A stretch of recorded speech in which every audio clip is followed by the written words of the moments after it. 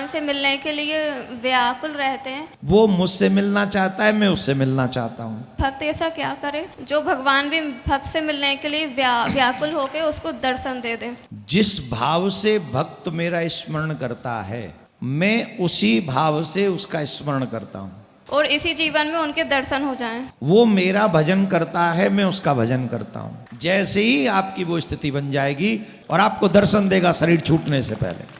राधे राधे गुरुजी, आपके चरणों में कोटि कोटि प्रणाम। राधे श्याम। गुरुजी, मेरा प्रश्न है, जैसा भक्त भगवान से मिलने के लिए व्याकुल रहते हैं, तो भगवान अपने भक्त से मिलने के लिए भक्त ऐसा क्या करे जो भगवान भी भक्त से मिलने के लिए व्याकुल होकर उसको दर्शन दे दें और इसी जीवन में उनके दर्शन हो जाएं।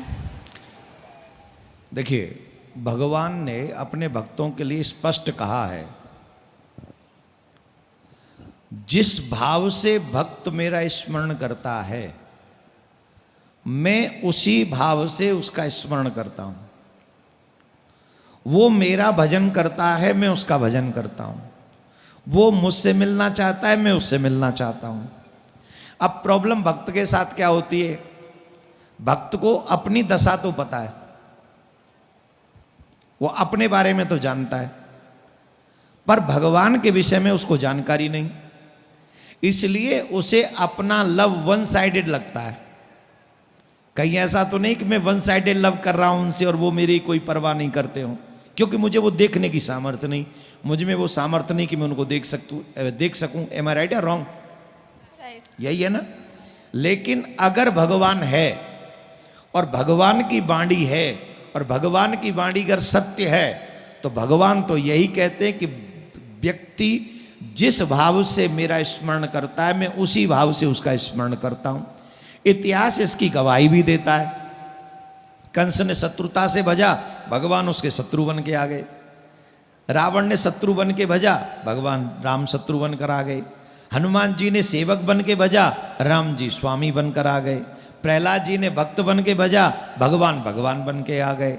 मीराबाई ने पति समझ के भजा, भगवान उनके पति बन गए।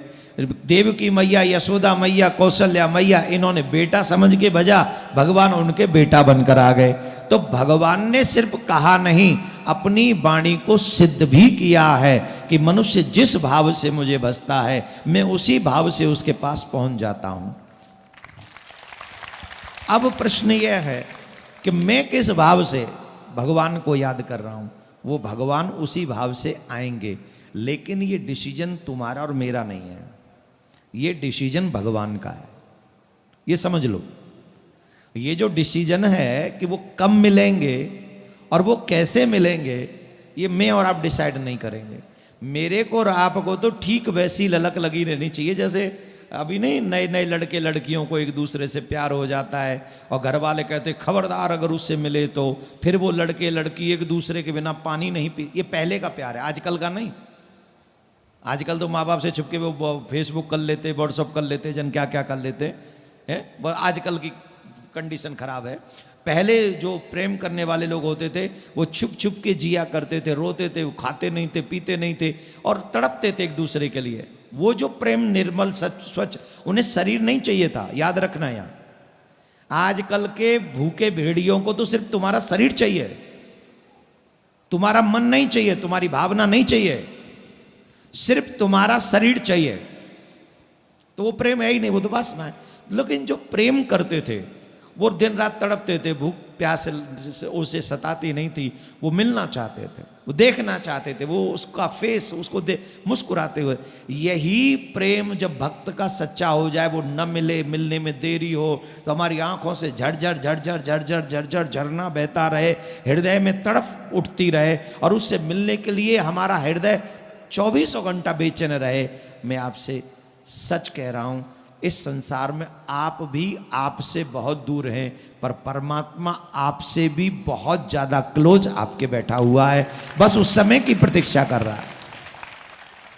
जैसे ही आपकी वो स्थिति बन जाएगी, ठाकुर जी आपको तुरंत एक्सेप्ट कर लेगा, इसमें कोई दो राय नहीं, और आपको दर्शन देगा शरीर छूटने से पहले।